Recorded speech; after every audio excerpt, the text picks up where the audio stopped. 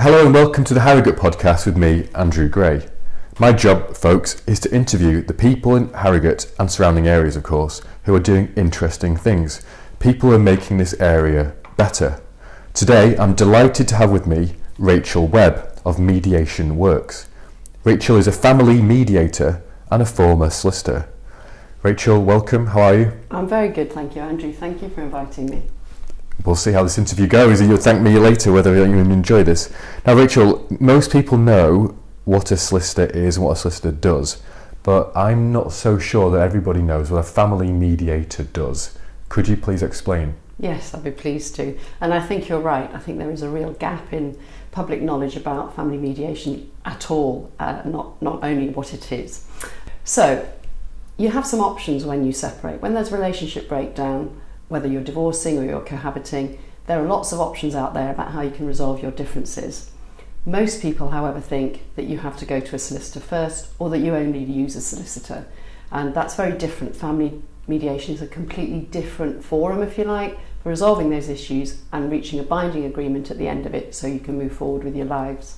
And do you need a solicitor before you instruct a mediator, or do you go to the mediator like you before the solicitor? Which way round do you use? You can do both. Okay. So sometimes we mediate with people before they separate because they would like to work out how to do that.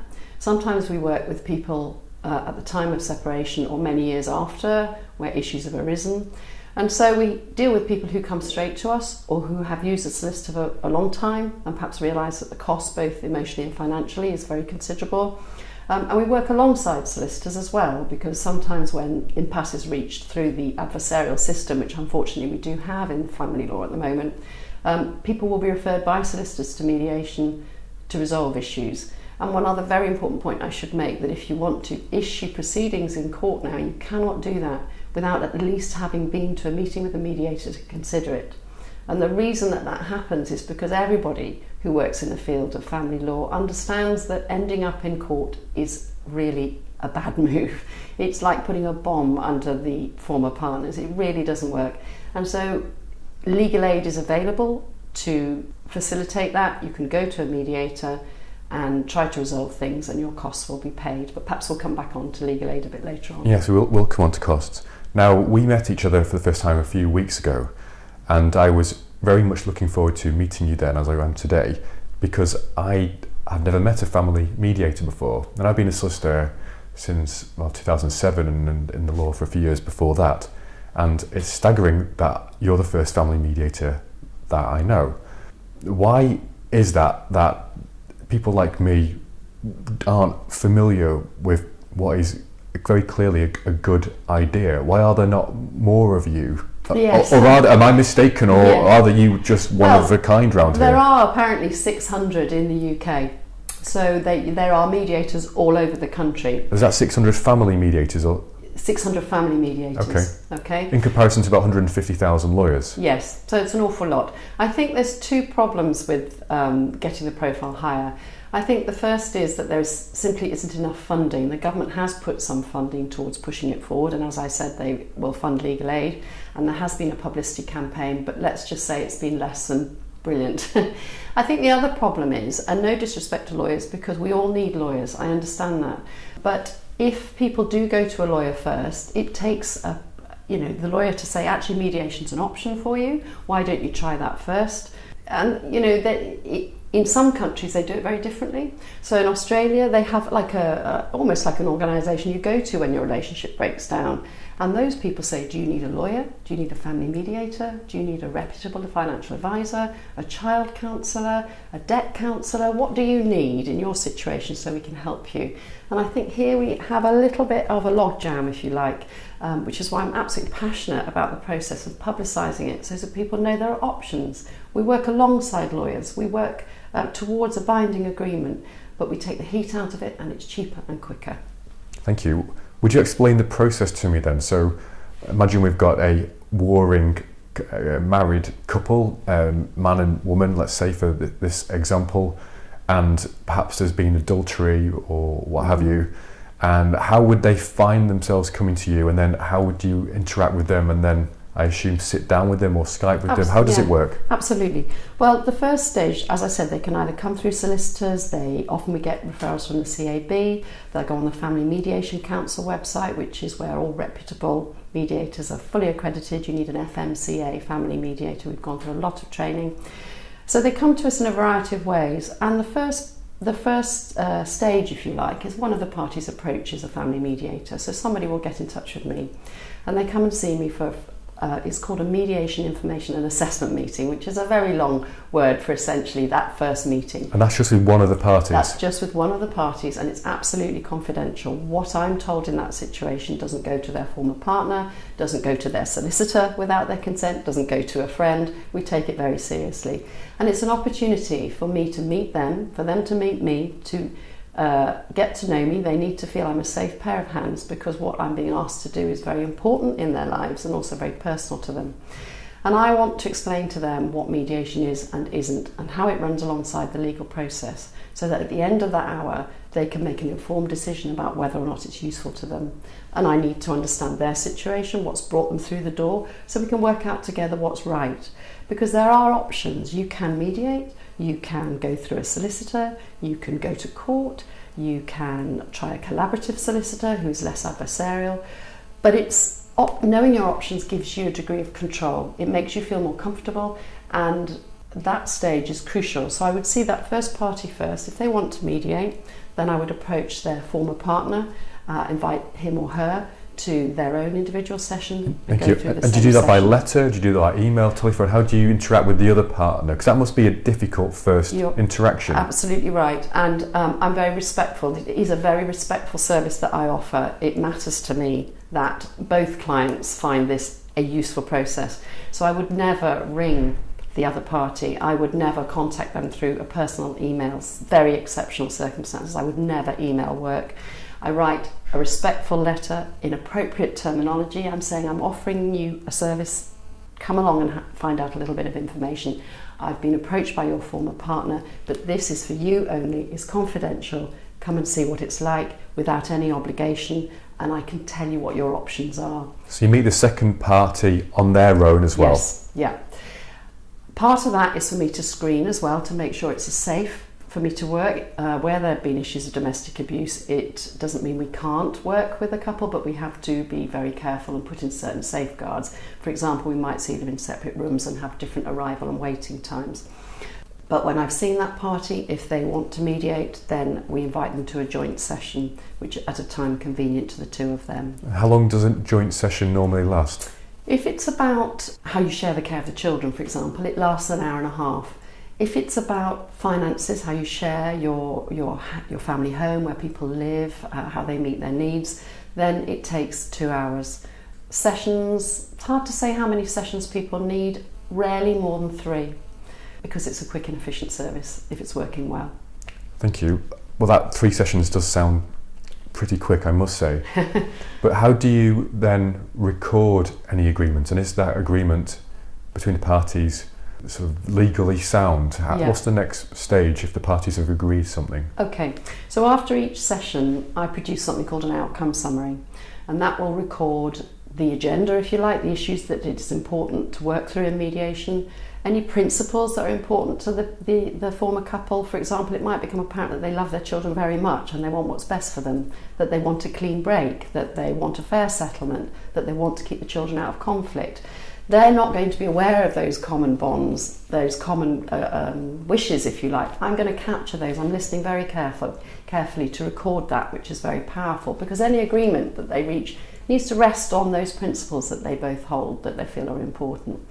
If there's any interim agreement or outstanding information that they need to get, that's also recorded. So after each session I produce that, it pulls everything together and people feel it's contained. When they finally reach agreement at the end, if it's about finances and children, then we produce 2 documents. One's a financial schedule, because we will have been through income, assets, liabilities and expenditure, and that is what we call an open document. Their solicitors can use it and the court could use it if they don't agree in mediation, because it's a question of fact. We've actually been through the bank statements and we've got the mortgage redemption figure and things like that. The other document is called a memorandum of understanding, and that records the agreement. in relation to the children, how they share things, pensions, wills, we just methodically work through. That isn't binding at that stage. That would, if it's an agreement reached in mediation, it would go to their solicitors and then it's put into a consent order and they don't need to attend.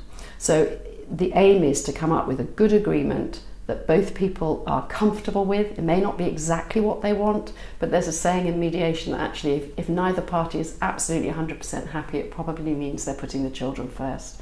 But you're right, at the end of mediation it's not binding, but it can be put into a consent order. Thank you. Is there ever a risk that when the agreement that you've reached, and I imagine you do most of the time, when it's then passed to the solicitors, if they're involved, do the solicitors then say, well, you could get a better outcome if we go to court and we put the pressure on and so on? How frequently or at all do your agreements get unravelled? That's a good question. I don't know for sure, it's impossible to actually know that, but what is important to be aware is my role is impartial.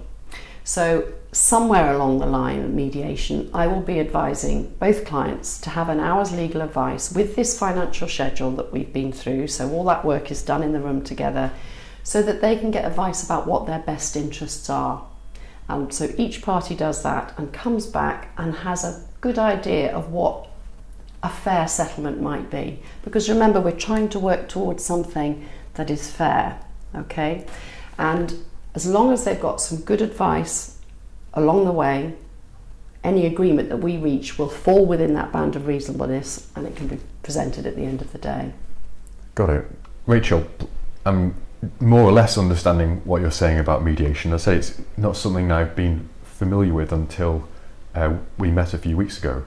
Could you explain to me and my listeners the difference between the mediation process with you and the sort of traditional solicitor's process? Thank you. Yes, so far I've really talked about the sort of structural difference about whether you go straight to a solicitor or you come straight to a mediator. But the crux of mediation is how it's done. If just knowing the law was all you needed to know to achieve a successful and fair outcome, we wouldn't need mediators at all. And we know that we do work within an adversarial system. So mediation is completely different. It's based on 5 principles. One of the most important ones is that the mediator is impartial. So you instruct a lawyer to fight your corner and your family and friends love you and they fight your corner. And that happens on the other side as well. And so what happens is we don't actually have a conversation about mutual interests about how to come out of this in a way where you can leave with a degree of integrity and enough to live on. It becomes a battle. And we know, particularly where children are involved, that they will be fine after separation with 3 things. Lack of poverty, so it's important to be fair about finances. Lack of conflict, which is a really big one. So much research shows that both obvious conflict and that kind of subtle conflict where messages are passed through the children or one parent disses the other parent in front of the child are so bad. And quality time with both parents. So taking the heat out of this is absolutely crucial. Now, impartiality is completely different to the way that lawyers do it. I'm not fighting anybody's corner. It's not about that. My personal belief is life is messy. We can all look back at situations and think, I don't know how I got here. We can all look back and think, I wish I'd done it differently. To me, there isn't a black and white. We also have to remember that the court is never looking at fault except in exceptional circumstances. They can't possibly adjudicate what's gone wrong in a relationship because most of the time people don't actually know themselves and they're caught up in the heat of the moment.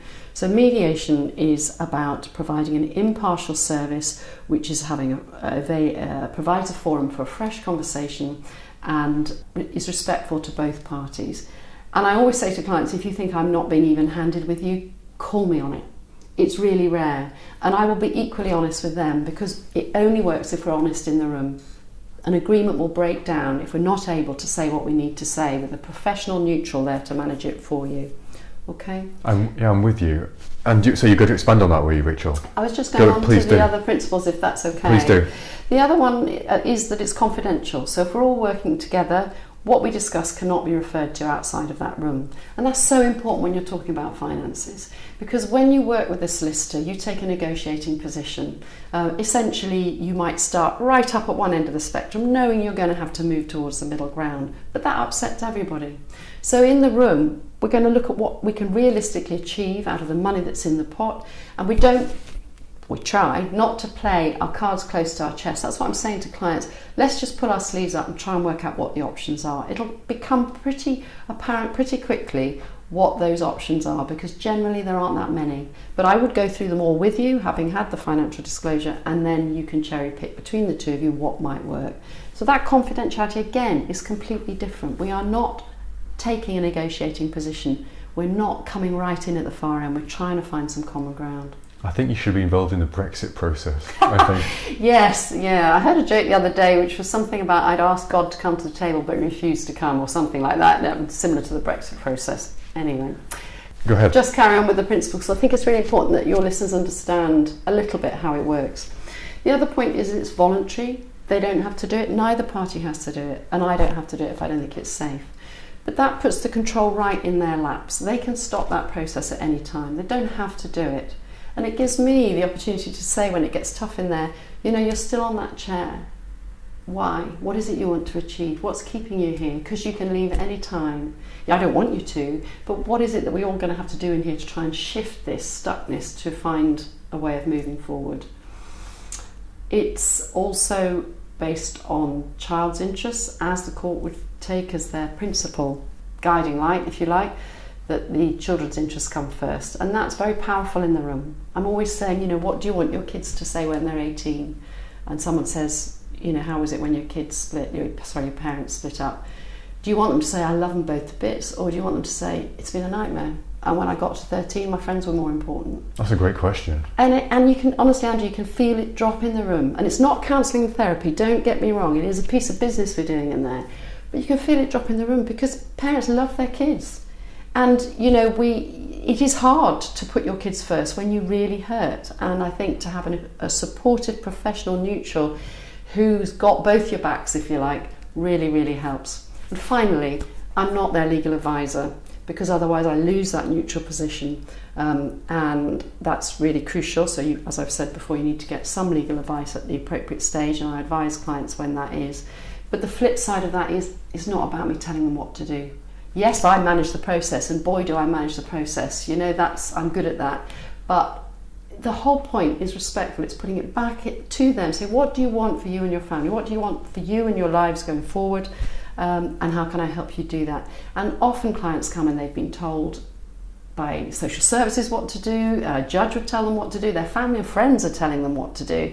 And sometimes when you instruct a lawyer, you kind of lose a bit of control there as well, because it's a system and a process you don't understand. And they're often very surprised and refreshed to know that actually nobody's going to belittle them. Someone's going to work alongside them to find a way through this really difficult situation. It seems like a complete no-brainer to me, and that's one of the reasons I was delighted to meet you and to record this podcast. You mentioned that you're not any of the party's legal advisor. Sure, hopefully people get that, but you are also a qualified solicitor who practiced in Harrogate at some prestigious firms, and I think in Leeds as well, for some time. How does that work, you being a solicitor and a mediator? Could you explain? Yeah, no, I'm a bit of an unusual mix really, in that I have two skill sets. So you're right, I trained in London as a solicitor and worked in a family department there, but eventually chose to work in a personal injury field. So I worked as a solicitor for 10 years, and then I retrained as a couple counsellor, and then did some systemic therapy training, which is essentially family therapy training. So I wanted to work with families. And then it was a bit of a no-brainer for me to bring the two skill sets together. So what I can offer is an unusual mix, and on sort of using my legal brain, I assimilate facts quickly, I'm able to make things concise and bring things to a close, keep focus. But the other side is that I can support people with very difficult feelings, and crucially, I can cope with feelings in the room. No disrespect, but not everybody can do that, and that's what you train for. And I'm not frightened by conflict. I know how to deal with it, And I think clients sense that. People don't actually want to lose it, but sometimes it happens, and they know if there's somebody there who can manage it for them, that's really helpful. But I think, to go back to actually answering your point about the legal background, it is very useful because I know family law and I'm able to tell people what the principles are, what the court will be taking account of, what is within a band of reasonableness or outside it. But I am able to step back because I'm not a practicing family lawyer. I don't slip into telling people what to do. I'm able to use my skills to advise them of principles and give them a legal background, but I'm not going to step into, there's no risk of me stepping into being their advisor, which would be very damaging to the other party. Sure. Now, it's a very compelling proposition. It really is, ladies and gentlemen. And I apologise a little bit, Rachel, to my next question. You can dodge it if you wish. Have you yourself in your own life gone through anything like this? I think I know the answer. You can dodge it if you wish. Yes, I have, and I often mention this to clients, not in the sense that my experience is theirs, but just to say I come at this from every angle, both as a lawyer and as a therapist and as somebody who's divorced with 3 children, and I have an understanding of just how acutely difficult that is for people. And it's, there is a reason why it's so high up on the stress register, if you like. It's an extremely difficult time for people who are desperate to protect their children if they have children, find it very difficult to do that because they get enmeshed in the dynamic of breakup, which is really, really difficult. And I think I've said this to you earlier, that we are asking people when they get divorced to take major decisions about finances, children, where they're going to live, all sorts of things, at a time when the person to whom they'd normally turn is the one who they perceive is hurting them. And it is a perfect storm for a lot of people. And I think there's a sense for people that they don't know where to turn, and they only know that solicitors are the first port of call, but they don't want to go there because sometimes they have a sense that might make it worse. That's not everybody. Some people want to go there straight away, actually, thank you very much, because they're very, very angry. But all those people walk through the door, and I can see when they come through, many of them are quite suspicious. They think it might be counselling, they think it might be getting them back together, they think I might be sort of holier than thou, and I'm able to say, actually no, and going back to what I said earlier, it's messy, I'm divorced, let me help you with the practical legal side, let me support those, carry those feelings for you in the room so that you're able to have that conversation to move forward. But as a former lawyer, surely you're charging £1,000 a minute or whatever you charge. Now, could you explain to me what are the costs and the ability for people to obtain legal aid for this process? I wish, yes, no, that is a very important question. So I offer both a private service and a legal aid service. So let's start with legal aid first. If you're on benefits or on a low income, then you may well be eligible for legal aid, and I can assess you over the phone before a meeting to give you an indication of whether or not that's the case. If you're eligible for legal aid, then it's completely free. The other benefit of that is that it helps smooth the path, shall we say, because if you're legally aided, it means that your former partner's first individual session is free under your certificate, and your first joint session is also free to him or her under your certificate.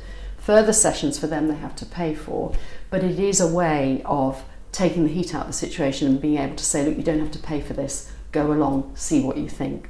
So legal aid is there, and I don't think many people know that. I didn't know that until 2 weeks ago. No, I think the problem is that some years ago they withdrew legal aid for applications to court, and you can now only get those in very rare circumstances, mainly involving domestic abuse and what have you. However, the message that you can get it for mediation has not filtered through at all. And I have people coming to me who tell me that their solicitor has told them legal aid isn't available because the solicitor is right in some senses, you can't get it to go to court, but you can get it for mediation.